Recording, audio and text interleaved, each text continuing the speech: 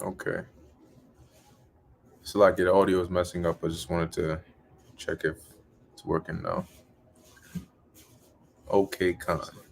Cool, cool, cool. All right. Let's share this again. There we go. Let's see. All right. Shalom. First and foremost, I want to give all praises, honor, and glory to Yahweh, Bahasham, Yahweh Shai, Bahasham, Rachak Kodesh. Double honors to the elders and the apostles of Great Millstone, and peace and blessings to the elect. And it's going to be a lesson, as you can see in the title. Jake should know this. Okay, Jake should know this.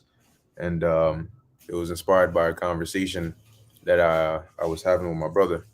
Okay, and he brought up how he was listening to this audio of I believe it was either audio or video. I think it was an audio of you basically had this Edomite that was going into the New Testament.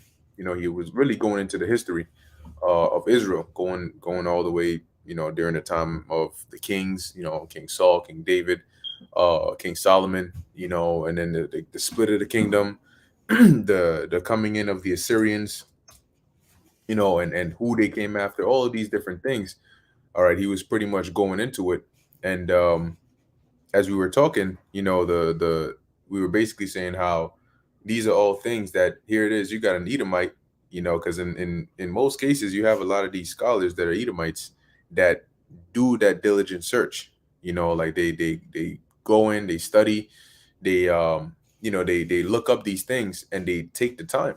Now they don't understand every aspect of the scriptures because this has been given to the the men of the Lord, but this is our history, right? Because here it is, we're coming out and we're saying that, hey, we, through the spirit and power of Yahweh Ba'Shem Yahushai, we know we are the Israelites, and we are the ones that the book pertains to. And yet there's so much content in here that a lot of Israelites don't know that they should know. Okay, whether it be at the history or, just the understanding the scriptures in itself. It's our job, especially as prophets or men of the Lord, to understand these scriptures and to know these things. So as we were talking, he was basically saying how you have this Edomite that's going into these scriptures, going into the history, going into this part, going into that part, telling you he can tell you everything about your history more than you can. Have you scratching your head like, oh shit, that happened? you know, but these are things that we should know. But yet you ask an Israelite about something more related to the carnal side of things, and they can tell you details all the way down to how many eyelashes are on the dude's eyes. Like they have these social experiments where they will go out, like a random YouTuber will go out and he'll just ask like random people that are walking by. Most of them are Israelites, and he'll just ask them basic questions. Okay, how many continents are there? What's the capital of this place? What how many, this, that, and third. And some basic math questions. What is 3 times 3 times 3? And they will stand there literally on camera, struggling, scratching their head, looking left, right, what, who, what, three, like as if it's rocket science. And then at the end, he'll ask him a question like, "Oh, um, what are the names of the Kardashian sisters or whatnot?" Oh, I mean, within a matter of seconds, they listing it off the top with confidence too, and then they give you extra details sprinkled on top. But then the second he asked him about something carnal, who's Rihanna with right now? Oh, she with such and such. She used to be with such and such, but then he ended up doing this, so she ended up doing that. Give you the whole spill. But ask him a basic math question. It was two times 4 plus 3. Two times 4 plus 2 times 4. Damn, he really just asked me that. 2 times 4 plus 59. What? You know what I'm saying? But that's Jake for you. That's how they walk around. They walk around with this look, and there's nothing inside of their head. It's like an airhead. Like when you were kids, they had that cartoon, not even a cartoon, a commercial for the candy Airheads. and that's pretty much a lot of these people that walk around, they're airheads. Okay, and it's pretty disappointing, especially when it comes to the scriptures. We should be experts at the scriptures. We should know the book in and out, like the palm of your hand. Like that should be your goal, to learn the scriptures, to know it and to understand it left and right, because it is about our history. When we talk about Abraham, and we talk about Isaac, and we talk about even going back to Adam, we talk about Noah. You should know the distinction between Noah and his three sons, of whose line do we come from, because this is your history. You're not talking about some strangers or some random people. These are the same forefathers that we come from, or at least if you're claiming to come from them, and yet you know nothing about them. You don't know the accounts. You don't know what happened. You don't understand what's going on. But then you say this is our book, and yeah, it is our book. But if it's our book, is it not our responsibility to know what's in our book? And instead, you have heathens that know more about our book and can go in and school you on your history. Oh man. And so that's why they look at a lot of Israelites as a joke. So let's start off with this, actually. Romans chapter 12, verse 2. It says, matter of fact, I'll start at verse 1. It says, I beseech you, therefore, brethren, by the mercies of God, that ye present your bodies a living sacrifice, wholly acceptable unto God, which is your reasonable service. Now, dealing with this first part, when you read about, when you read about the Apostle Paul's writings, and even just the different writings in general, there are times when they make references to things that are like, they make comparisons. Like the Apostle Paul here is making a comparison to your body, and a sacrifice. Now, when you read in the law about how different sacrifices were done, because there were different kinds of sacrifices, but generically they all had this like underlying pattern, which is that there was a certain specific ritual in which you had to go about in order for the sacrifice, as it says, wholly acceptable unto God, because not every sacrifice was acceptable to the Most High. It had to be done a specific kind of way. There were certain sacrifices that had to be done at specific times. The morning oblation, the evening oblation. So you couldn't just bring, in the law, you can't bring a maimed, animal as a sacrifice, or a blemished animal. So if you are going to present your body as a living sacrifice, meaning you ain't going, he's metaphorically speaking here, you're not going to kill yourself, but you're going to bring yourself as a sacrifice to the Lord. You can't just come anyhow. You need to prepare your vessel, okay, that you may be accepted of the Most High, which is your reasonable service. It's not something that you need a first place prize for. You're doing what you ought to do. Verse 2, it says, and be not conformed to this world. And that's the thing. A lot of people come to the Lord with an unholy, unacceptable sacrifice, and then they think that everything is all sweet. You throw whatever it is on the altar, and the Lord is supposed to accept that. Meanwhile, he has laid out clear directions on what he expects and requires of us. And when we tell you that, no, you're offering the sacrifice the wrong way, then you get mad. Like Cain. Now, Cain, he got mad because he did it the wrong way, but now he's looking at his brother sideways. So it says, and be not conformed to this world, but be ye transformed. Transformed meaning change forms. Trans, all right, is change. Okay, forms. So you're going from the world, the worldly mind, the form, the shape, the structure, the mentality you were in the world, and you are changing forms from that, putting on the mind of Yahushua, renewing your mind. Okay, it says that ye may prove what is that good and acceptable and perfect will of God. So when you leave the world, you come into the truth, you renew your mind. The scriptures talk about becoming fools to become wise. So there's a lot of things you don't know, but you learn them, and you learn them the right way in the truth and the knowledge. You can't come in not really knowing anything, and then now that you have the ability to learn all of these things, you don't do it. There's a quote that says, leisure without books is death, equivalent to burying a man alive. So there's a reason all this information is out here. And if you don't do your due diligence and study and learn these things, then I mean, that's just going to be on you. Okay. But as men of the Lord, as Israelites, a lot of these things were back in the ancient world, they were common knowledge because you would be taught these things from a youth. It's in the law that you're supposed to teach these things by the way, when you're leaving, when you're coming back in, when you're laying down. Like, you're supposed to constantly repeat these customs, these laws, these manners, and teach them to your young ones. And there would be schools that they would go to. In essence, you would have, one learned man who would have the assembly and so on and so forth, the mini congregation for the youth, and they would come and they would learn. So when Jake children learned how to read and write, it would be through the knowledge and through the history of us, through the scriptures. So you would learn how to read and write using context about our history, about the Most High. So not only are you learning grammar and learning punctuation, but you're learning history. And it was all centered around our nation. So when Israelites grew up, they had knowledge of these things. You didn't need to go tell an adult Israelite, hey, did you know that this was like basic knowledge?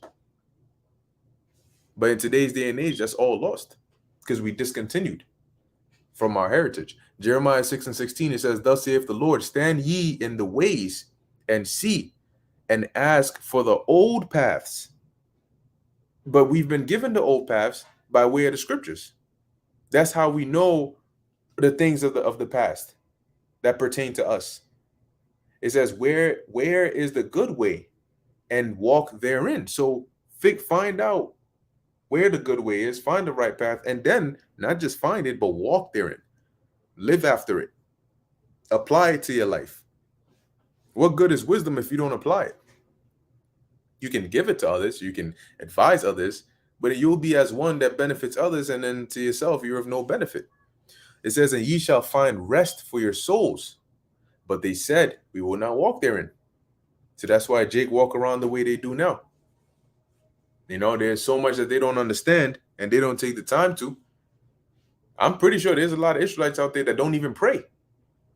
And that should be number one. If you don't know how to pray, it means you don't pray.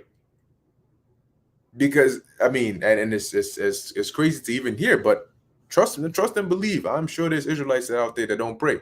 You don't pray over your food before you eat. You don't pray before you go to bed. You don't pray. You don't thank the Lord for anything. You wake up in the morning, anything could have happened to you. You go outside, anything can happen to you. You come back home, anything could have happened to you. Do you thank the Lord? Do you say a prayer of thanks? Oh, thank the water Yahweh Shem Shah for taking me to my destination, bringing me back home safely. The water for bringing me back to, another day. My bodily functions are working. My eyes are working. My brain is working. I'm not maimed. I have just these things. A lot of people don't do it. It is what it, I just get it. It's whatever. I do it every day. The Lord got me. I'm good. But these are things that go without being said, but they're just as important. This is Jeremiah 2:21. It says, yet I planted thee a noble vine. See, and it's surprising now to even be able to attribute certain good characteristics to Israelites, because in the ancient world, we had different, like, we were top tier. That's why we could be in captivity. You got people like Tobit, like Daniel, like Joseph. We could be in captivity and still be running things. Ruling over the people that you're captive under. That was us. And now today, it's just like, you just, what I'm saying? You just niggas and spicks. And it's interesting how when you deal with some of these stereotypes that these nations have about Jake, it's not all 100% false. Because there's sometimes when you can see why these nations think the way they think about our people. And I mean, Jake will talk about it, but they'll never do anything about it. You got people that will pass by, hey, shalom, shalom, peace, peace. Okay, hey, yeah, cool. All right, you recognize it. That's good. But We're doing what we're supposed to do. What are you doing? You could walk by, hey, peace, peace, and then cut the corner and then pull out a cigarette and smoke it while you're texting another dude's chick. Yeah, yeah, I'm almost there. I'm almost there. Boom. Yes. So what is that shalom, shalom, peace, peace gonna do for you? What are you actually doing? Yo, we know our nation, man. Yo, our people are this, our people are that, our nation is this. And there's no, okay, you get together in one location, you talk about it. You make good points. Yes. The nation is messed up. A lot of our men are feminized, they're weak. A lot of points, a lot of good points get brought out, which is good. Jake are having some good conversations at times. But the thing about it is they just stay conversations. They don't go further than that. Yeah, that's a good point. Yeah, my man, you dropping knowledge, you dropping wisdom, man. But you're gonna turn around, you're gonna leave the place, and you're gonna go right back to the wickedness you were doing before. No change. No change. But see, the thing about the knowledge of Yahweh Ba'Shem Yahushua is that it does bring about change. Mentally, physically, spiritually. And this isn't just something we talk about. Okay, because the knowledge that we're dealing with, the reason so many people come against us, you think people like Vocab Malone, as ridiculous as he is, are going to waste their time with just right? Why don't they just go? Why don't they go after anybody else but us? Why spend most of your time trying to deal with us? Oh, trying to bring out this scripture, trying to say this, trying to bring out this, and then because they know that the Lord is dealing with us through the Spirit, because the knowledge that we have when it comes to these scriptures, it's so mind-boggling to them that they can look at your outward appearance and they can say, if I was to see this guy in the street, he would just look like another quote unquote minority, another Negro or Hispanic or African American or whatever. How is it that he opens his mouth and he's able to know off the top of his head that if you open to Jeremiah 14:2 or Jeremiah 17:9, this is what it says. And then when you open to this, it links up with this. They can't do that. It takes them years of going to these schools and these theological seminaries and learning precept packages and dogma for them to remember certain precepts that go together. But to know the whole book, oh, the Apostle Paul mentioned that. Oh, that's 1 Corinthians this. Oh, but that links up with this precept. Oh, and then this precept, and then when they go to it, they're like, oh shit, that is true. Ah shit. And in their minds, they're thinking, how do these guys keep doing that? How? Like how? You look at them and you're like, what's so special about them? How is it that they know so much? How is it that every time we try to come with something, they're able to go into it? They go into different languages. They go into the history. How? They didn't teach them that in school. And a lot of their people don't have that dedication to sit down and actually study these things. These are things that these scholars, they spend hours, they spend years sitting down, reading books and studying. And even they come short. So in their minds, they're thinking, wait a minute. A scholar in his mind is thinking, I know the kind of work that I put in for me to even know this information.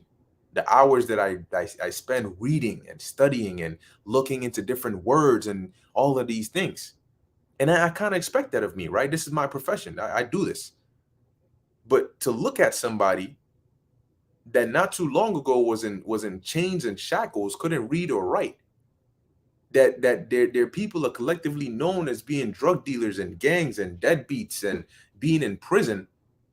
And yet somebody that looks just like that, who probably didn't get a proper college or high school education, is sitting here telling me things that I don't even know, going into points that I spent years figuring out, and yet it rolls off their tongue like it's nothing.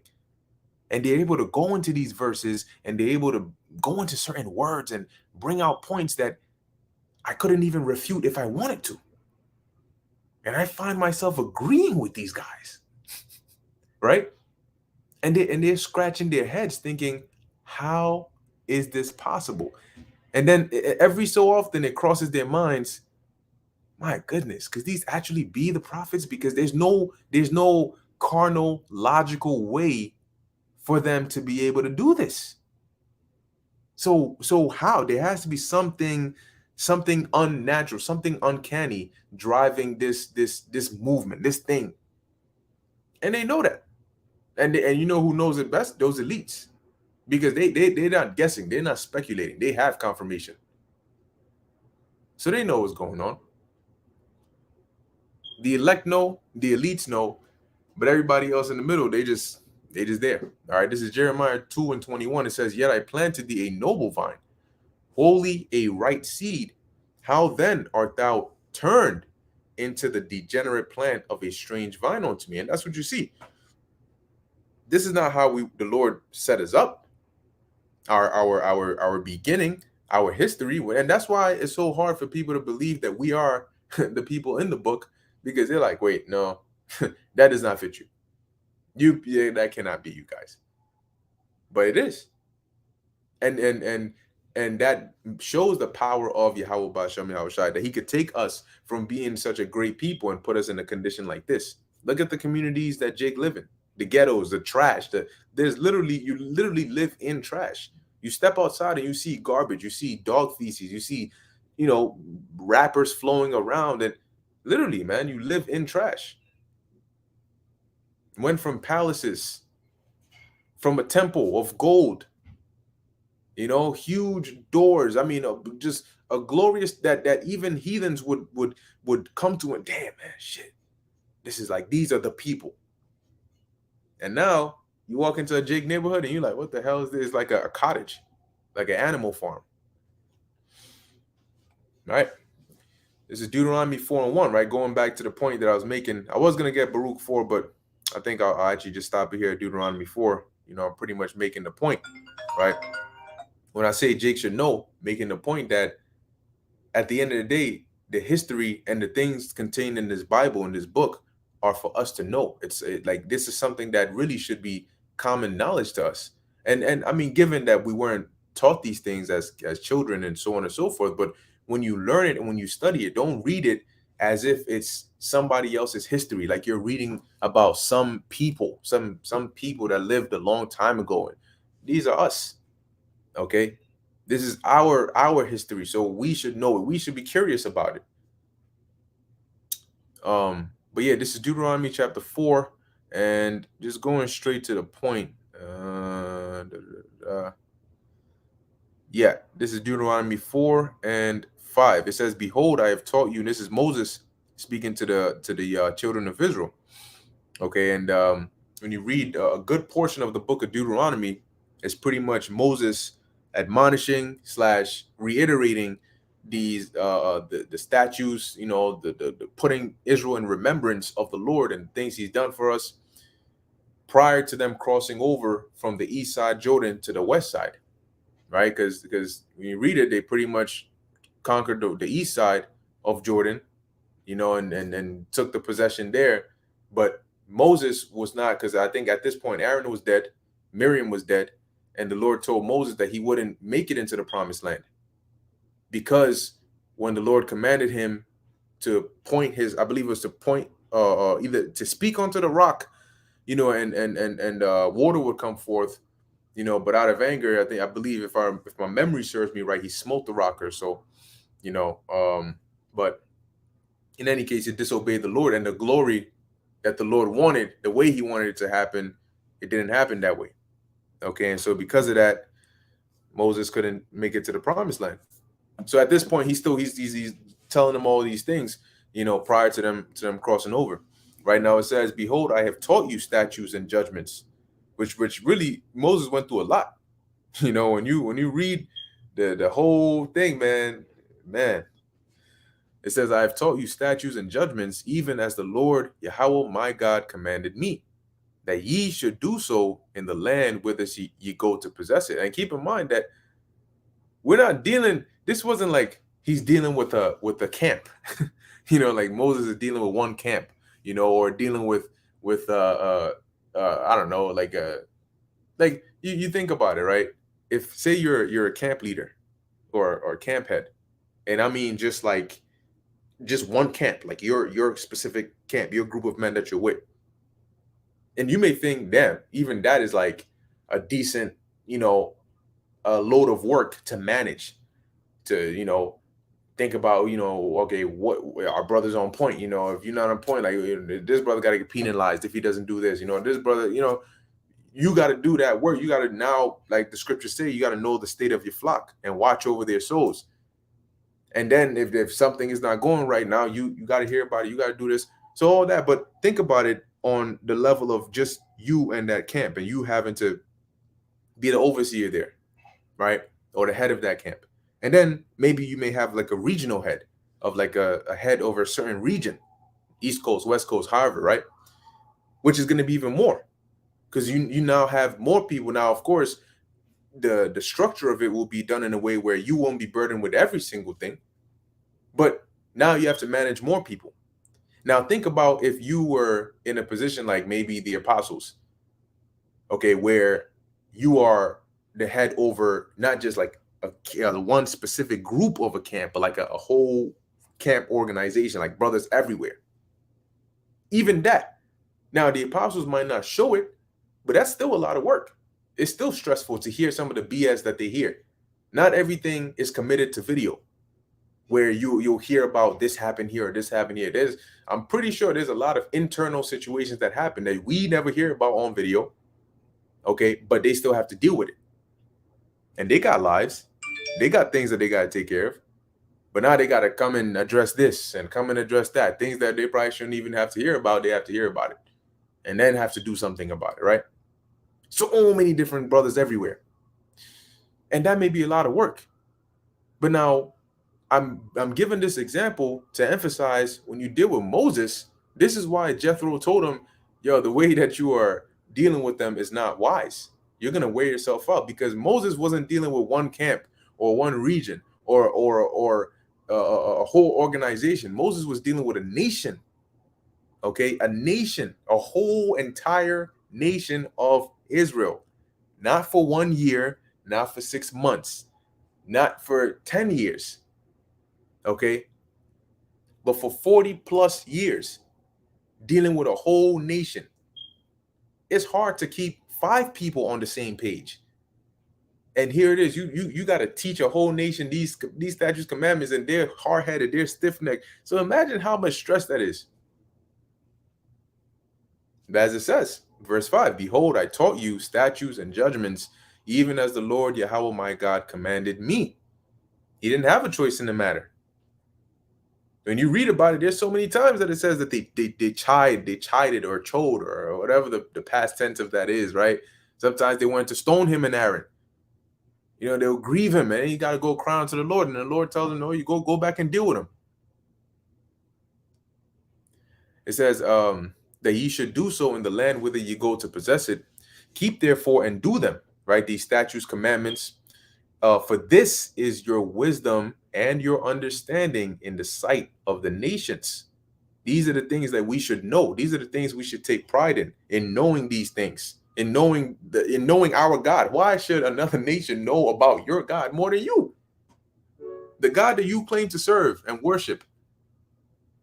And yet, how does this sound that the nation that the Lord hates knows more about him, knows him in terms of context better than you, and you're supposed to be his chosen people?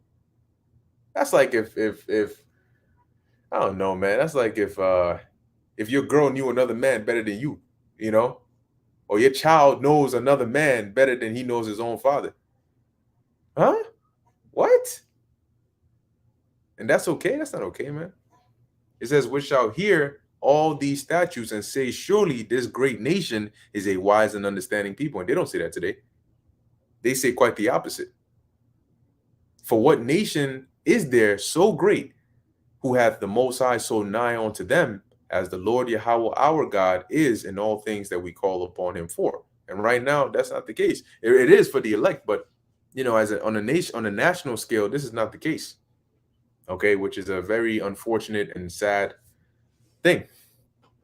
All right, but anyway, I'm gonna end it here. The point of the lesson is Jake should know this, which is not only your history, or your heritage, but the scriptures. You should know the scriptures, very thoroughly.